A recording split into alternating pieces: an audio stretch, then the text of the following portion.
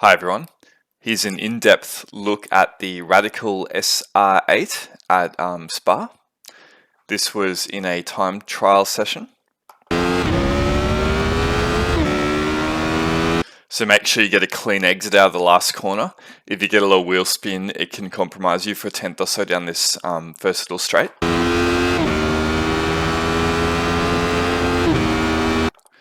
Now it's very important to get the car into the first apex. It's tempting to kind of dive under the brakes here, and you do have to brake late because you can lose time if you brake early, but you don't want to be locking the brakes or unsettling the car. You need to brake it, then smoothly transition into this first apex here. You should run the front right wheel up along that curving. On this level, probably it was a touch wide, but it wasn't too far offline. If you're locking the front and struggling to get to the apex, you're going to lose quite a bit of time. Now accelerate hard out, but not so much the rear spin up. It's very tempting just to slam the throttle out of here, but you've got to give it a bit, you've got to wait a little bit and get the car straight. So I'm just kind of holding it on kind of mid throttle until the car's a bit more straight on exit, then I'm going full throttle.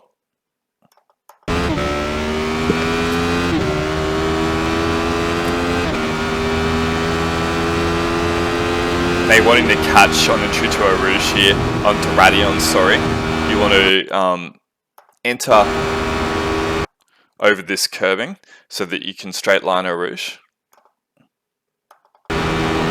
It's comfortably flat through there, not even a hint of a lift.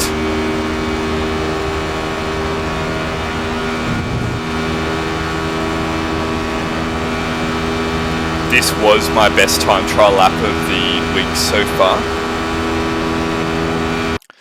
Now, when entering this corner, it's very important to be on line, as if you are too deep into the first apex, then you're having to overturn the car into the second apex to get it on line, which costs you quite a bit of time. So braking hard and trailing the brakes, and you're wanting to get the car up on this right-hand curbing here. Now, when you use all of the first apex, that opens a nice straight line into the second apex, which you take. You're just modulating the throttle through here, trying to feel what the rear end is doing. You don't want to give it too much throttle and spin the rears up. See, I'm not really ever going full throttle, but I'm just kind of holding it so the car squats a bit on the back and it continues the forward momentum. And you go flat through there. Now, when you turn into this corner here, the car's going to oversteer, particularly as you try and get back on the throttle.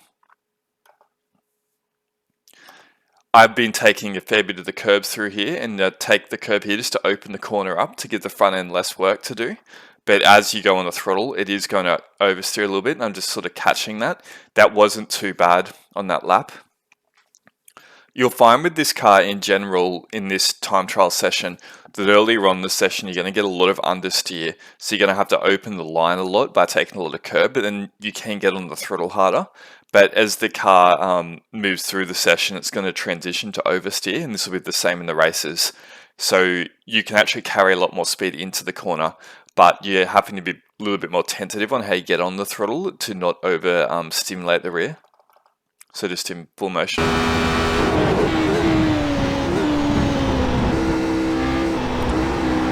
Got both those apexes and the third. And no real oversteer on the exit, so that was smooth through that that section. Now, you want to be braking just around the curbing here. Now, with this car, it's very important to take it into an early apex and to hug the inside line, as it doesn't really have the front end to take a late apex. And if you dive too deep under braking or you lose control a bit under brakes, it's going to make the car get a bit of oversteer and therefore not grab the apex, which is actually what I've done on this lap. I wanted to bring the car in and tuck the front end to the curb around here, but I carried just a little bit too much apex speed in because I was growing in confidence with how much speed I could carry into the corner as the session went on and the rears went off a little bit, which made me take a little bit more wider line than optimal. On the flip side, because you take that little bit wider line, you can sort of straighten the car up a bit earlier and accelerate out, but it did cost me a bit. In full speed, you'll just see it doesn't quite stick to as tight a line as I'd like. Just sliding through there. Got a bit greedy on entry speed, but not too disastrous. So around here, you're wanting to quickly move the car back to the right-hand side of the track, as there is an off-track waiting for you on the outside here, and it's important to straight line the corner as much as you can. And as you transition to the corner, you're not wanting to take too much curb, but I do like to move the front end up on the curb just to open the corner a bit more. And as this was really late in the session, this was just as the checkered flag was about to come out this lap, it is transitioning to oversteer. So as I get on the throttle, it does oversteer, but because the front end's feeling a bit stronger, I was able to hold it without getting an off track. Just grabs a bit of oversteer there on exit. It wasn't too bad. Now on entry to this corner, it's important to take a fairly early apex in this car, because once you turn in, it's not going to have the front end to bring it to sort of like a medium or late apex. And I'm liking to turn in with the front right wheels just a little bit up on this curb. They kind of just allow it to turn in with the maximum possible angle. Now as the session goes on, you find you can throw it in here with just more and more entry speed. Earlier on the session, you'll just understeer wide, but as the balance shift towards the later part of the session, it will actually just tuck in and hold the line. So you can enter with quite a lot of speed, but you want to really turn in from as far right as you can make it.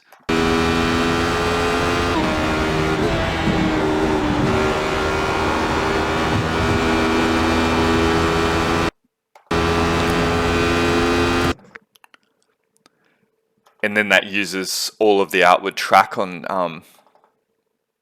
the mid-corner point. Any further and that would have been off track, but it just keeps it on. Now I've seen a variety of how people take these corners. I've always been someone that preferred to put the front end up on the curb. I just find it opens the angle of the corner a bit more, but it does have the downside of unsettling the car a bit. There is two ways to do it. It's just how I prefer. So I'll put the front right up on that first apex and then do the same on the left-hander. That gives you a more straighter exit. Do the same there. But this seems to be a more driver preference thing. I have seen people keep the front end around here, and that keeps the car a bit flatter and more stable. But I find that when you get to this point in the corner, if the car's not taking the curb, you have to turn it more, and that can induce a bit of understeer here. So because you've taken that curb, you've opened the line of the corner more, and you can more straight line the second part.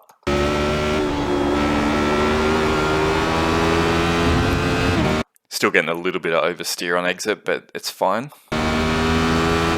So here it's very important to get to this apex. So you're wanting to brake and really concentrate on making sure you make it to the apex. This corner is one of those corners that it's quite easy to get sucked in, and you're keen to carry as much speed as you can, but you brake a bit late, turn in a bit late, and you've missed that apex, which really does extend the track distance quite a lot, and it can make it harder to pull the car up in this next corner and not getting off track. So focusing on hitting this apex. I don't use too much of the curb there, just getting the front right up, just slightly touching the red and white bit of the curb. Allows me to accelerate out.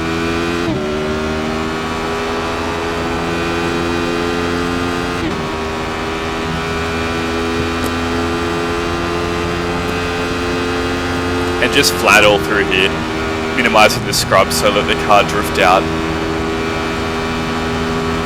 Just cruise in, really easy flat.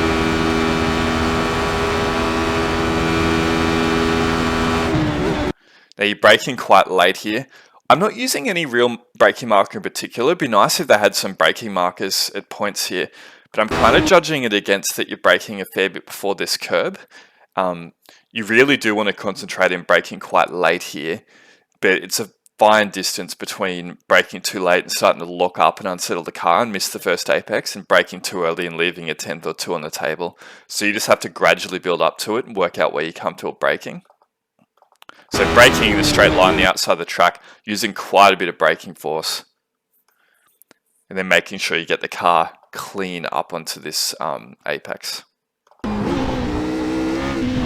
Straight back to the left, and kind of being a bit patient as I go around the corner and waiting to get the car a bit straighter before I go full throttle. And it's not until here that I'm happy that the car's straight enough that I can just go full throttle without it spinning the wheels too much. And then just a short run to the line. I'll do that in full motion.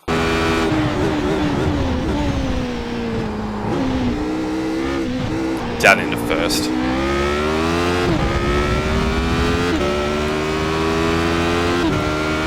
And that was a 13.2. I was maybe a little bit too cautious in that last sector there, but when you've put together a good lap, you don't want to get a ton of wheel spin and trying to gain, half a tenth, and then muck up the whole lap. I've been running this Radical a few times in recent weeks. It's a good car. I like the more recent update they've given it. People are saying it's understeery, but I find the grip's reasonably balanced. If anything, towards the end of the session, it's getting a bit oversteery. But it's a good series to get into, fixed setups, so you can just jump in and run in times immediately without having to spend a lot of time building a setup. And here's the lap in full speed.